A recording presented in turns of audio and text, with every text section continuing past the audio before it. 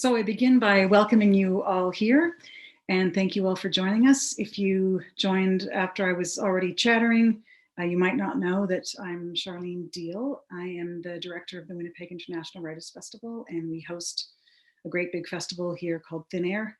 And this year we did a virtual version, and like all other organizations, literary events, we've done the big pivot and are finding the blessings in the midst, I guess. If you didn't hear this earlier, if you choose to the chat mode, choose the all panelists and attendees chat so that we have that sense of extended circle. It's always nice that we're all connected, even though you'll only see 3 of us faces tonight. I want to begin by saying that a few of us here at least are located on Treaty 1 territory. This is traditional lands of the Anishinaabe, Cree, Ojibwe, Dakota, and Dene peoples, and the homeland of the Métis Nation. And I think thinking about where all you're checking in from, we come from many parts of this country and many territories, treaty territories, and some unceded lands. And it seems to me that these gatherings are a way of connecting with one another and remembering how important it is to stay connected and to take care of one another, our precious planet, and all these stories that we carry between us. I want to gratefully acknowledge the financial assistance of the Canada Council through the Writers Union of Canada for this event. And I would also add for continuing to make it possible for writers to continue to meet readers. This is so important in the face of this pandemic when all of us are separated and slowly going crazy in our solitude.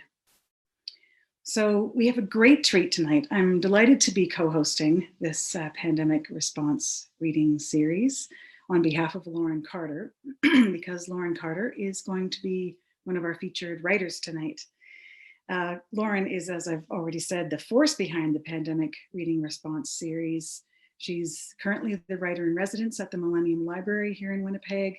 She's a writing coach, she's a workshop leader, she's an all-around community builder, a really splendid person to have in our midst.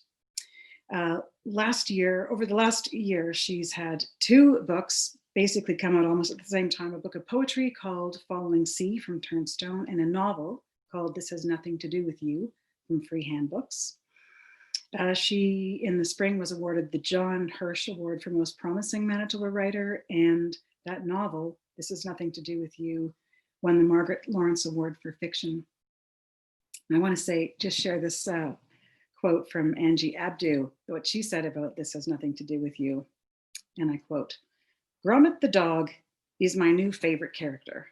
All his poor messed up people held me riveted to the page. Lauren Carter has created a novel for our times. How do we learn to live in a world filled with tragedy? With compassion as big as her talent, Lauren infuses this epic story of the brokenhearted with love, life, and hope. This Has Nothing to Do With You is an antidote to apathy and despair. I'm an instant fan." Please welcome Lauren Carter. Thank you so much, Charlene. It's so lovely for you to be here and to be hosting. It's really nice to kind of feel myself in your presence again, your calming presence. So I'm very happy that you agreed to host this with your excited screaming email when I asked you, because yeah, so that's great. Thank you. And thank you, Ian, for agreeing to read tonight. I'm very excited to chat with you, to hear your work, and just to hang out kind of online. And of course, thank you everyone for coming and for being here. This is my novel that came out last year, 2019. Time is flying. So I thought I would just read the first couple pages from it because it's my most recent book, so thought I would share that. That morning, just past dawn, my brother sat in the driver's seat of the minivan, reading the liner notes from Kiss Me, Kiss Me, Kiss Me by The Cure. The sky infused with pink, like the wash you'd use on an Easter egg to get that bottom tint of color. Ready? Matt asked when Lara, Josie, and I came out of the cabin, leaving our sleeping friends. The windshield was splattered with dead mosquitoes, dark smears of blood, and he hit the wipers before maneuvering the van between somebody's pickup and a stand of birch trees. Dust billowed from our tires, and he asked me to squeeze some calamine lotion into his palm, then rubbed it on the bites, spotting his skin from the hungry bugs that had come out in the night during the party for the Hickson River High School class of 1991, my grad. Now, nearly 3 years later, I still remember how I felt right then. This deep, steady calm, fringed with an eager excitement, like a quiet morning spent waiting on the platform for a train to arrive with its promising rumble. The rest of my life was just beginning. Matt would be heading back to university in the fall, and this time I'd follow, starting school to become a vet. Lara was moving as well, to go to art school out west. Only Josie would stay behind, but she was getting married in a week. I said nothing to break the quiet as we drove until Matt shoved in a tape and Springsteen growled "Glory Days," and I said, "Good choice." Behind us, Josie started to talk, rambling on about the flowers for her wedding, changing her mind again about using the white lilacs cut from the tree in her parents' backyard. "They're full of ants," she said. And in the side mirror, I saw Lara roll her eyes, then swivel her head to look down the steep, sandy bank at the brown river.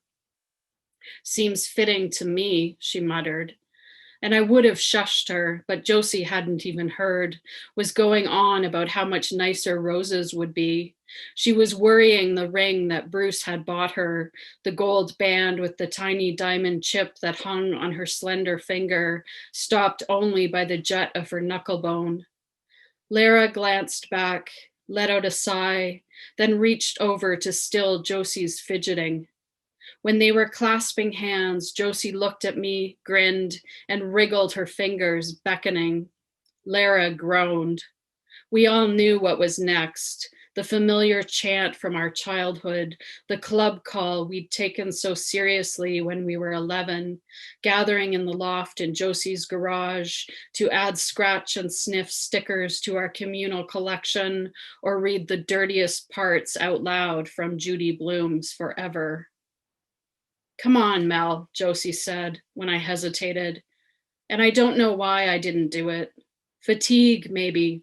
Or maybe because I'd already noticed what was coming up ahead. A red glaze streaking the dark pines in the parking lot of the Happyland campground. Sirens blaring. 3 police cars blocked the entrance, throwing light across the familiar sign with its worn yellow paint, a garish red smile spotted with pitch from an overhanging spruce. Past that, the old log cabin, a luminescent neon sign that said office in its grimy window. A single police officer stood beside the highway, his handgun a black lump on his hip. His serious gaze slid over our windshield, and I stared back before my eyes drifted to Matt's face, gone pasty so the dark stubble on his jaw stood out, the calamine lotion dried to a flaky white powder on his chin. He imagined what I did, I figured. A poor alcoholic dead in his moldy trailer, a man who'd beaten up his wife. The campground was full of people down on their luck, living in broken down motorhomes and rusty camper vans, and our mother used to make fun of it, calling it sad land whenever we drove by on the 143-kilometer stretch to Sault Ste. Marie, the Sioux, the nearest big city, to go see a specialist or shop for Christmas presents or see a movie at the mall. For a split second, it was Mom's Electra I thought I saw, the same burgundy color, a dent in the rear fender, when one of the cops pulled back to let in a screaming ambulance. But that couldn't be. I thought. And quickly enough, the car was hidden by the boxy vehicle coming to a stop beside a wide lump on a carpet of pine needles, covered with a sheet soaked in blood. I pushed my fingers against my lips. None of us said anything as we rolled past. All we thought to do was stare. And now, in my memory, knowing what I know, I also imagine her, wrapped in the plush purple robe she always wore, the hems of her pajama bottoms flapping around her bare ankles, her heels bent slightly in, those collapsing leather moccasins, a gun in her hands. Thank you very much. Wow, thank you, Lauren. That voice, that character, that novel's just so gripping. So for those of you who haven't read it yet, you're in for a real treat. Our second reader tonight is Ian Williams, who in some ways doesn't really need much introduction, having basically grabbed the attention of the entire world with his brilliant novel last year, Reproduction, which won the 2019 Scotiabank Giller Prize. He's got the same kind of passion for writing on the page and in the classroom as Lauren. He's generous, supportive, also a community builder. And as well as being a brilliant fiction writer, he is also a poet, and he's wearing his poet's hat tonight. I first encountered Ian with his Griffin shortlisted poetry collection called Personals, which came out from Freehand, which was an inventive and addictive collection, I thought. And at the moment, I've just been gobbling at this gorgeous new collection called Word Problems, coming from Coach House. And I would just like to pause for a second and say a shout out to the small presses that continue to make these brilliant, well-edited, thoughtful, beautifully designed books. I would not want to be without them. I'm going to quote David Cheriandy, who writes this about the novel Reproduction. The startling brilliance of Ian Williams stems from his restlessness with form. His ceaseless creativity susses out the right patterning of story, the right vernacular nuance, the right diagram and deftly dropped reference, all in service of vividly illuminating the intermingled comedy and trauma of family. I thought about that often as I was reading Word Problems, because I think that same restlessness with form and pattern and that same vivid illumination is really at the center of Word Problems as well. Will you please welcome Ian Williams? Thank you, Charlene. And thanks, Lauren, for your reading as well. Hopefully we can talk about how we met. I can barely remember, right? But I think it might have something to do with thin air. Hi, everyone. I can't see you, but in the chat, I've got the screen here open. I'm curious, first of all, I've got two choices here. We have two paths forward, like a Frost poem. Would you prefer to hear one strange long poem or 4 or 5 other kinds of varied poems? Can you just type it in the chat? Let me get a sense. One long, strange, varied. Oh, long, strange, varied. Oh, it's going to be split down the middle. Both, some of both. I don't know if that's okay. Let's try long, strange, maybe. Let's try long, strange poem. Huh. Strange. Okay, so the long, strange poem, it's actually half the book here, Word Problems out with Coach House. And in the first half of the book, you'll see, I'll show you this. So the first poem looks kind of like this. There's a line at the top of the page, and it cuts through the top of each page.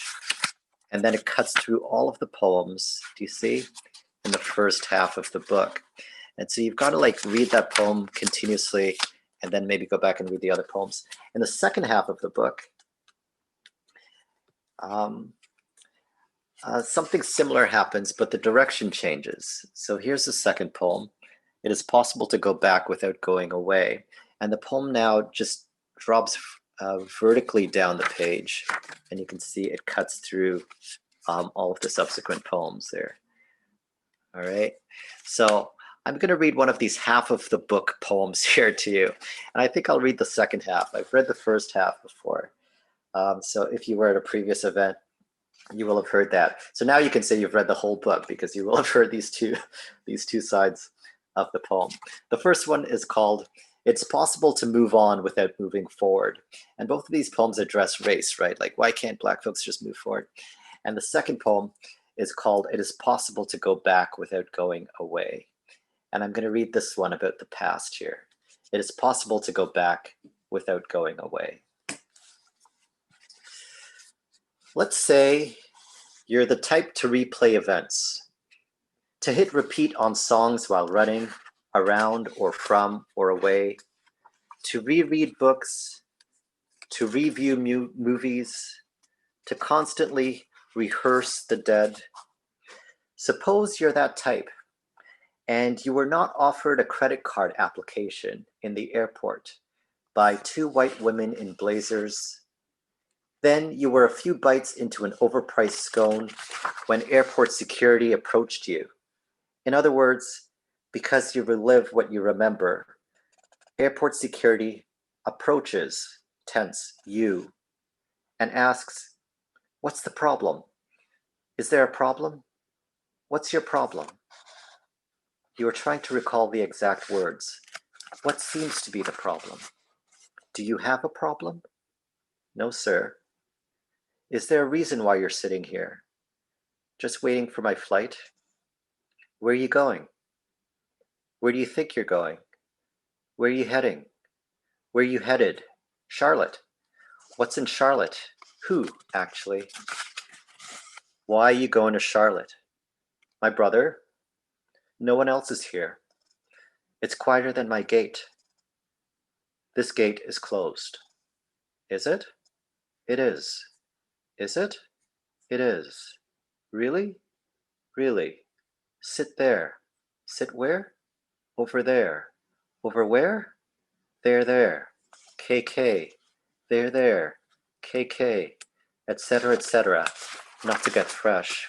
And you were forced to sit in, invited to sit in an overcrowded holding area among trusted travelers who see security direct deposit you in their midst for safekeeping, so you can desegregate from yourself. Suddenly, a herd of antelope pronk through the terminal. What are they doing here? It's okay, they will pass. Which reminds me, suppose you're a black man, the same black man from earlier, and you were once told by a gym teacher that your body wasn't built for floating. But that was okay, because you could be good at track. And by a chemistry teacher that you couldn't jump to a solution, no matter how obvious it might be to you, but had to show your work to prove that you weren't copying, and were also asked the meaning of antagonism in front of your middle school classmates to prove that in fact you had written the report on the fall of the Berlin Wall and had not had a parent write it. The buffalo are gone. No, the buffalo belonged to other people. The antelope have passed. Wait, last week, to take a group photo, you put your arm around a senior white female colleague who was wearing a backpack, and she said, "Don't steal my wallet." It was a joke, understand? You laughed with everyone else, as you can see in the photo. There was a young antelope way behind the others. They are all the past now. To return to the point, assuming you are the black man you are supposed to be, you have a history, but not a past. In other words, you have a past, but not a record. You do not walk too closely behind women at night. You do not linger in coffee shops without an unfinished purchase near your laptop, or barbecue in the park, or nap in university common areas, or sell bottled water, or listen to yoga CDs in your parked car, or birdwatch, Suppose you are such a man, such and such a black man, in practice and in theory. Suppose you are in out-of-fashion, postmodern fashion, the sum of the above experiences. Prove that the present one, the one involving security and a scone, has nothing to do with your main adjective. The main verb here is prove, to the person who requires proof. Am I extra? Was it not so bad back then? Come on, was I not even there back then? I am there. There you are. Back then, now and again, here and now. Shouldn't I be grateful to be alive in such a free society, in such a free time as here and now? Back to you. I suppose the question now, there are many, that you ask yourself is, what is it about you, assuming you are a black man, that deserves so much attention from the authorities, and yet remains beneath consideration from mostly everyone else? Preach, brother, don't preach. 9 killed in shooting at Black Church in Charleston.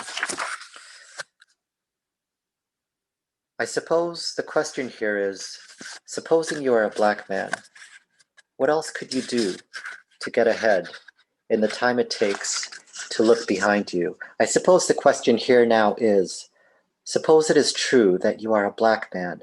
In other words, suppose you are supposed to be black. In the blank lines below, you can have more space if you like, but not more time. Take all the space you need. Suppose you are a black man. Correction. Suppose you were. All the space you need. Say you are a black man. Correction. Say you are a black man. All along you've been a black man.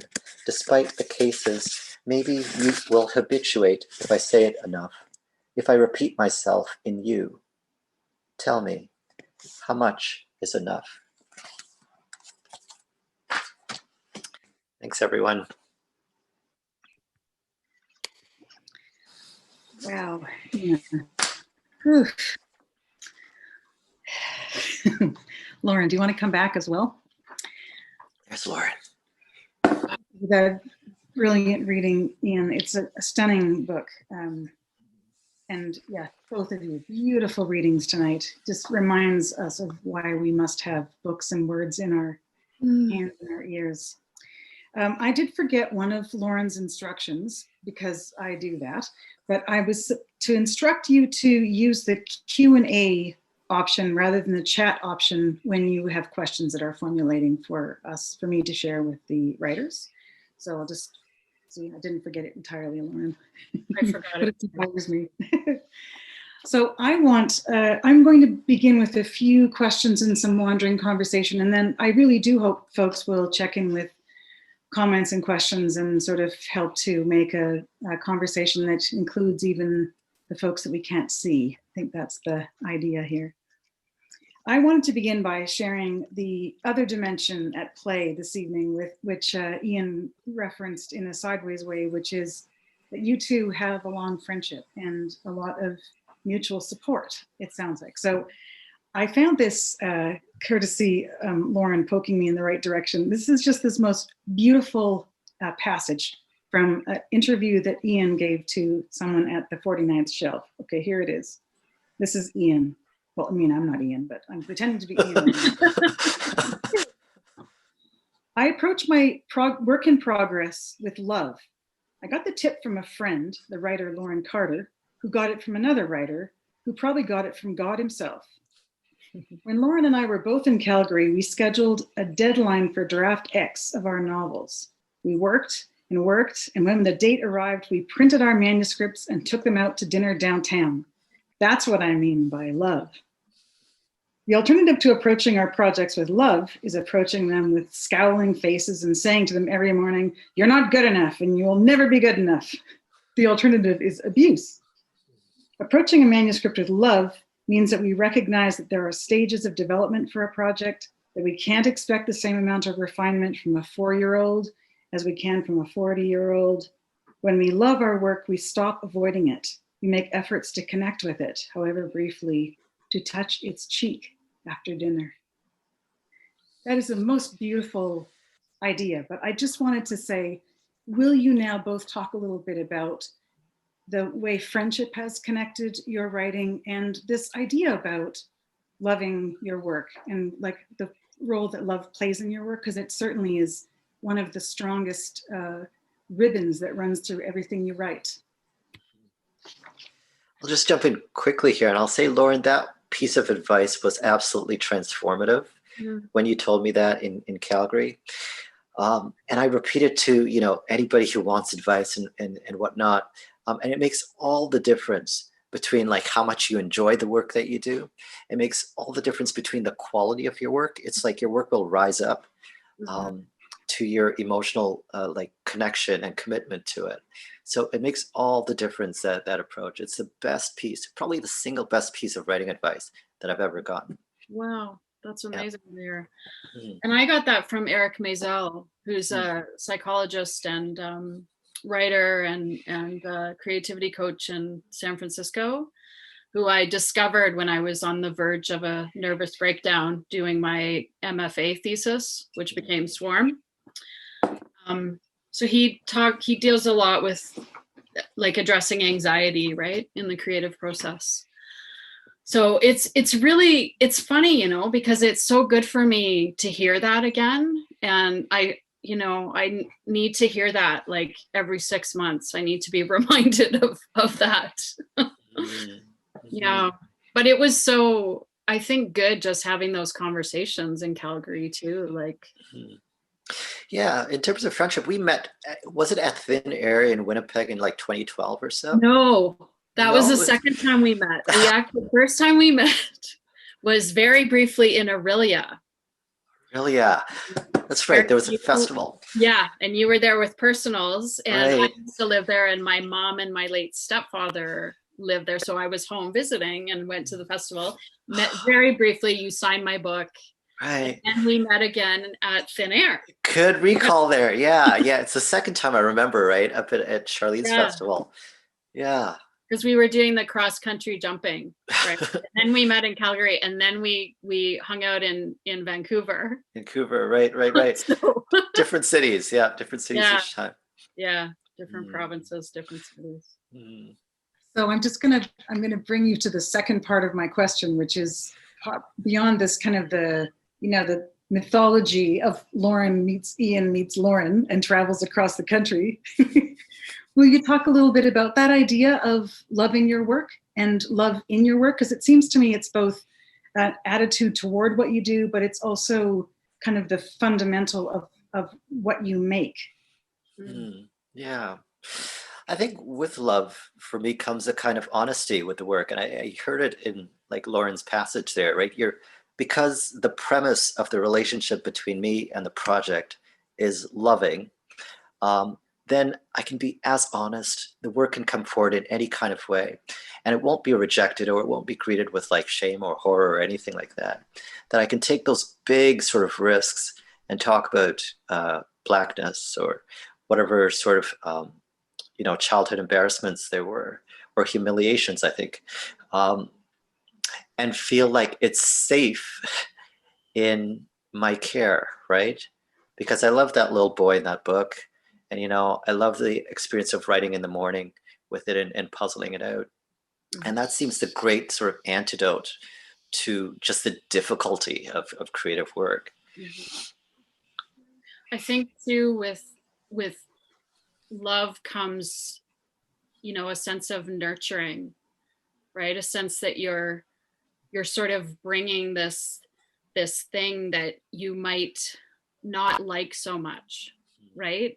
You're slowly nurturing it, so it doesn't know how to tie its shoes. But instead of being a dictatorial kind of parent, you're showing it over and over again. So I'm in the process of digging through this draft that's making me really uncomfortable, right? Because it's not the greatest, and there's some patches that are really bad and thin, and so it's remembering that attitude of slow nurturing. Like, what can I do with this sentence? How can I make this one sentence better? Like patient teaching, I guess, is a way of saying it. Lauren, that makes me think about the character we did not meet in the passage that you read, which is Gromit, the dog, who is, Angie's new favorite. That's my picture of Gromit, which I found in a magazine. So what you're just saying about kind of nurturing and patience and that approach to loving something seems to be really at the core of that relationship between the speaker in your novel and that poor dog. Will you just talk a little bit about that? Yeah, I mean, because I think Gromit is Mel, right? In a way, like Mel needs something to take care of in order to grow beyond her own kind of selfish trauma, right? Like how I was exploring that idea of how trauma turns us inward. And so when she has to care for Mel, she faces all those challenges of like not doing it well, of almost killing him. And so it is an exercise, I think, in figuring out how to love. And then that can be extended outward to Matt ultimately and herself. Yeah. And even the failures are not so much failure as like opportunities to learn and discover, right? Where the places where you can't do it yet. Yeah. And where you can do it yet, not that you can't do it. Yeah, because that's so much Mel's journey, right? She's constantly screwing up and making mistakes and doing stupid things, and Gromit's along. And also Gromit is like dogs always are, right? They love you regardless. You can be a total idiot and they'll love you anyway. So, yeah. I think the next thing I wanted to ask you to both speak about a little bit is the way that you inhabit voice and language. Lauren, you sort of focalize your whole novel through one pair of eyes and one voice, one teller, one seer, one interpreter. And Ian, I think you are Mr.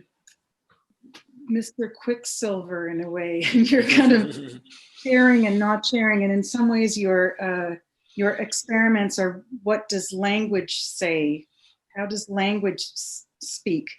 As opposed to having, although that's also part of the sort of playful inventor that is you, but it's harder. It's not a poetry collection that has one strong lyric voice running through, although there's very much a presence, there's an I, but the relationship between a self and voice seems to be kind of complex. Yeah. So to me, this is a way that these two works kind of talk to each other, because they're kind of taking different approaches to a kind of central presence that, you know, you have as the writer of it, but the thing that you make comes at that question of voice in very different ways. Yeah. Do you want to go first, Lauren? Or? No, you go ahead. I think that's really shrewd, Charlene. That's a really, really shrewd analysis. That's like an English grad student kind of analysis there. I will say that, I mean, I think language is good for a couple of contradictory things. It's good, certainly, to reveal and to share and to sort of get people into your head. And it does the other thing brilliantly, which a lot of writers don't seem as interested in, but I think it's actually more interesting than revelation, which is one also chooses what not to disclose.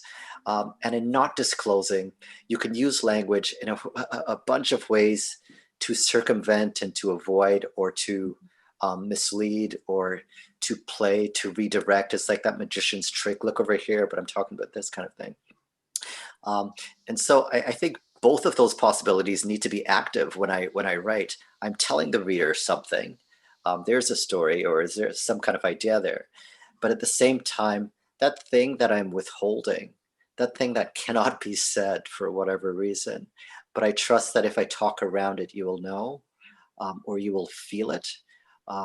So language does this thing where it creates an environment for us to recognize things rather than pointing directly to a thing. So if I can create that kind of like verbal texture or that mood, I can trust that the reader will be able to tell, like, yeah, there's some kind of gravity in there that I can't see, but I can feel it. Yeah. I just am relating to that now because I'm trying to write more in third person, just experimenting with it and around. I like that idea of creating a kind of gravity for the things that, because there's something really harrowing in this book that I'm working on, and it's almost too harrowing to directly write about it, confront it directly. So that's really interesting. Because most of my writing is, I love writing in first person because I love, getting as deeply integrated into someone as I can, like into a character as I can, and finding that emotional truth of them, which I found was so incredibly enjoyable writing This Has Nothing to Do with You, because Mel just became like my sister. Like I became so close to her. She was so real to me. And I really loved that experience of embodying her. But I'm trying to do this, and I'm actually, I will confess, I'm reading Reproduction right now because I didn't read it before because everybody was loving it, and I, resist. And there's so much skill in that, in terms of you being able to move between those characters. Like, I was wondering if you could speak a little bit about that. Like, it's so fluid and. Well, you know what? I find the first person difficult because I find it difficult in the same way that I find like the idea of marriage difficult, right? Like it's such a permanent kind of commitment to like one person and one's point of view for an entire story. I rarely, very, very rarely write in first person. Yeah, I like the distance from a character, and I like the ability to move between characters. And even if a draft does sort of start off in first person, eventually at some point I shift it into third. And if I get stuck, then I shift it back into first, and then I sort of move it back and forth. So I've got like these various distances I have from characters doing different parts of the writing and revision process. So I admire this, and I think it was maybe Zadie Smith's fourth book or something before she wrote in like first person, right? She sort of would write those big cast kinds of novels and stuff. But first person seems easy to people, right? Just right in that I point of view. But I think it develops, you've got to be at a certain point in your way of thinking and your career to really do first person well, right? You do it well. I think I do it well, like I do marriage well, right? Like, like Jason and I've been together for 20 years. Oh, wow. And this year. And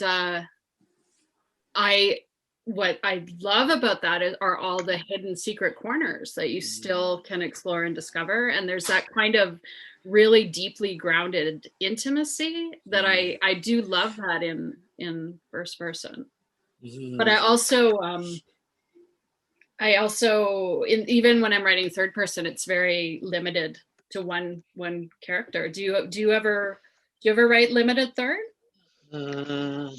Yeah, like again, it takes the time to sort of figure out where I want to be, right? What kind of distance I want from the character. So I go through a number of like possibilities to get to it.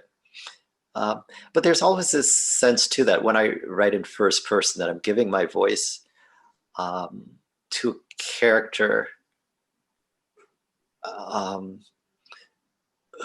who I don't really believe speaks like me, right? It's a really hard thing to get that voice right in first person, because I feel like a bit like a ventriloquist or something, right? Like I'm putting my sort of language patterns into this person. So it takes a while to kind of get there.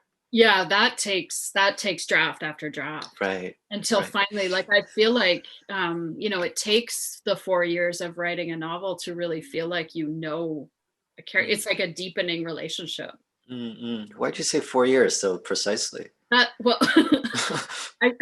kind of my average. I feel like is 4 years, or that's the 2 novels that have been published. Each took about 4 years. That was like a degree or something, right? Like you got your freshman year, you got your sophomore. Yeah. I'm still stuck back there. I think there should be some sort of a graduate project about people's state of marriage and the kinds of the genres and voice that they use. Wow. I'm totally intrigued by that. A whole kind of expose. Oh, no.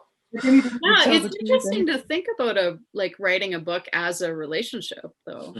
Yeah. It is. Right.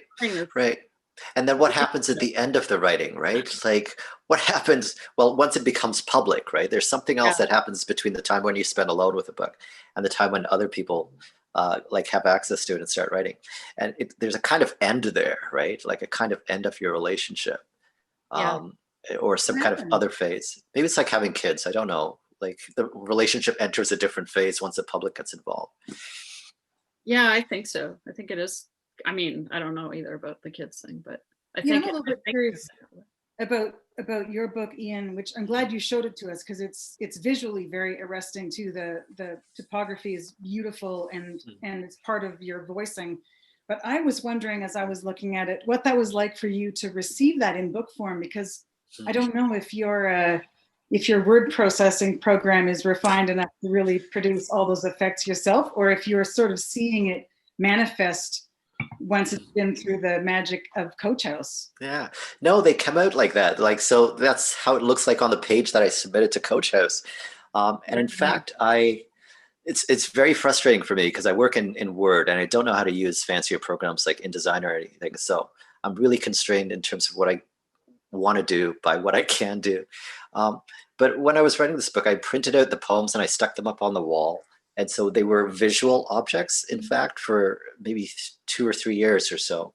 And so I could see exactly what they would look like and the diagonal slashes through poems and whatnot. Like that's always been really important for me. I know poets who sort of go around and read, like Jane Monroe, for instance, reads her books, her manuscripts aloud to herself, right? Will go in her apartment and just read them aloud. And so sound is important, but the visual look, it is part of my voicing. I really do want to see those poems develop and grow and shape and change shape and things like that over time.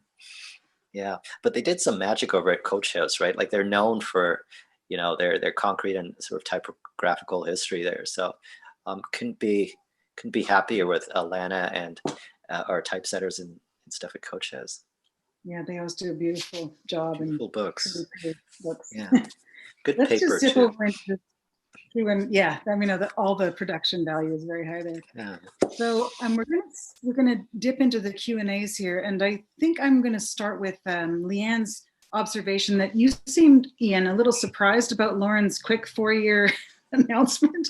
So Leanne's wondering, how long did it take you to write Reproduction? That was a massive project. Yeah, Reproduction was 7 years, right? But that's also because it was a first novel, and I was also learning the genre, and I could have probably finished it more quickly and been okay with it, but I just wasn't satisfied, right? So it took that part 4 section took a couple of years on its own just to get right and to figure out how to do it. And I'm glad for it. It was a very, very frustrating 7 years. It seemed like I was producing nothing for 7 years. And then when it came out, and I was very, very happy with it. And I was writing in solitude too, and in secrecy. So yeah, a long time.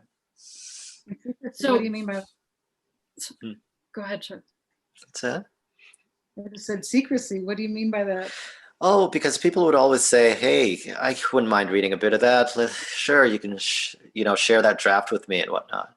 And I don't swap. I don't swap my manuscripts. I don't share.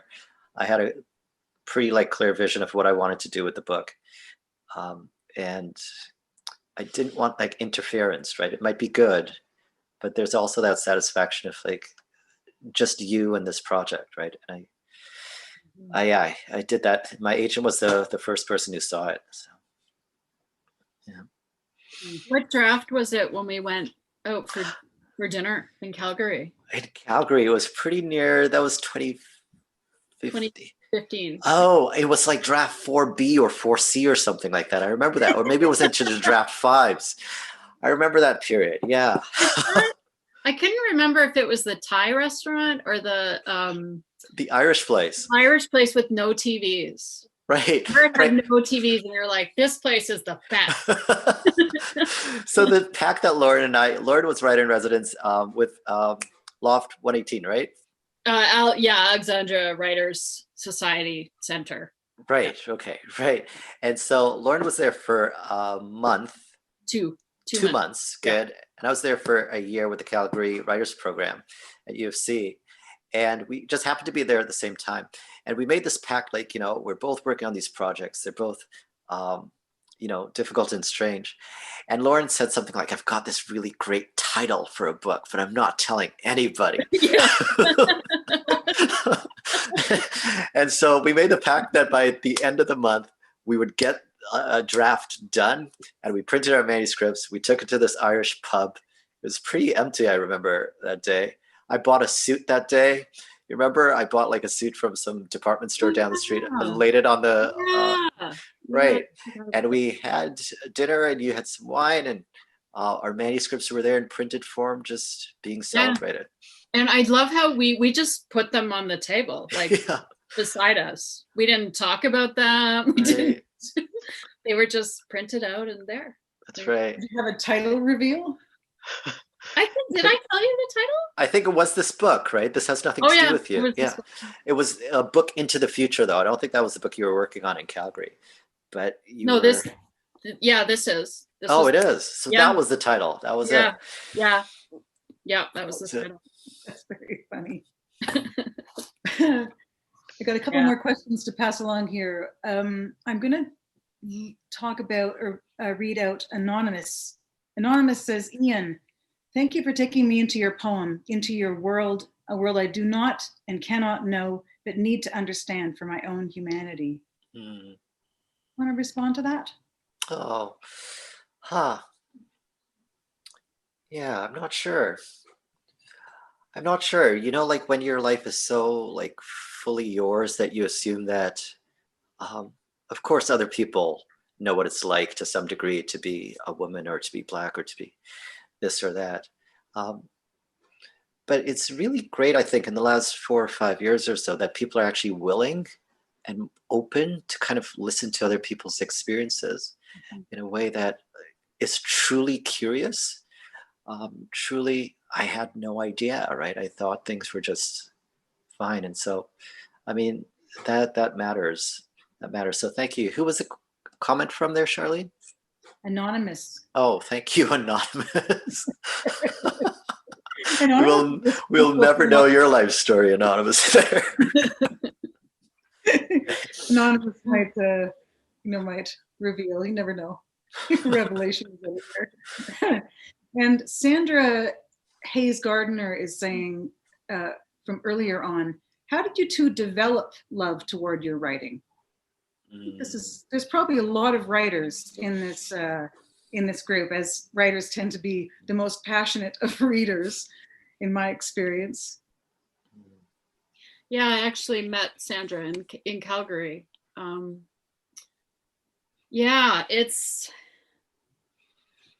how do you develop love? I think like you develop love for anything, like you develop love for a crazy puppy, needs training and the right kind of focus. You show up for the puppy, you feed the puppy, you groom the puppy. That's the first thing, is to show up. And also I think you have to watch your self-talk. You have to be careful about that, because it's the self-talk that's going to alienate you from the draft, telling you how stupid it is and how it's terrible. And so, I practice, like, what would I say back to myself? Like, it's like a puppy. Like, you're not going to yell and scream at a puppy if he doesn't know how to sit right away. You're going to, speak kindly, be kind to yourself and your judgments about the work, I think. Yeah. I think definitely time matters, right? Like if you spend the time to sort of get to know the project before condemning it or judging it or whatever, you just kind of show up really open. I like that, showing up. to it. Yeah.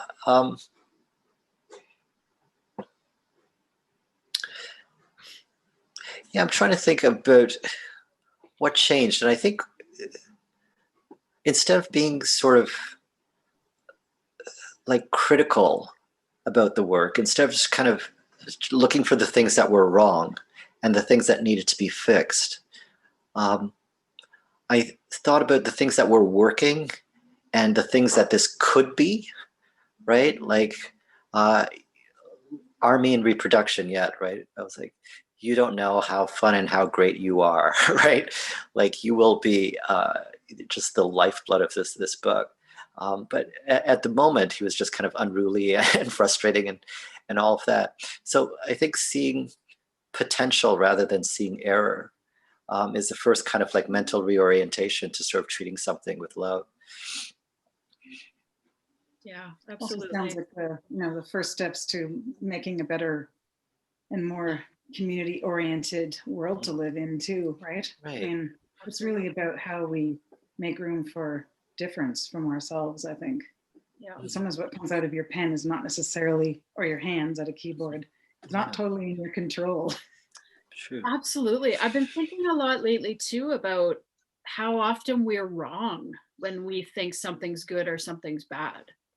That really, that quicker judgment of this is terrible, this isn't terrible, it's sort of almost irrelevant Yeah. at certain stages.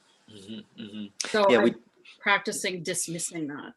Yeah, we jump too quickly to is this good or worthwhile, right? Instead of just staying in the process before going to the evaluation. Yeah. Mm-hmm. Yeah. And especially nowadays, I think when, with all of the external stresses on us and how crazy the world is, if writing helps you stay centered and sane, then get rid of that, right? Get rid of that judgment. Like it can't matter right now if writing needs to be your lifeline to security and health, which I think for many of us it does. Mm-hmm, mm-hmm, mm-hmm. So it's taken me a long time to find my way back to my own writing and, my morning time.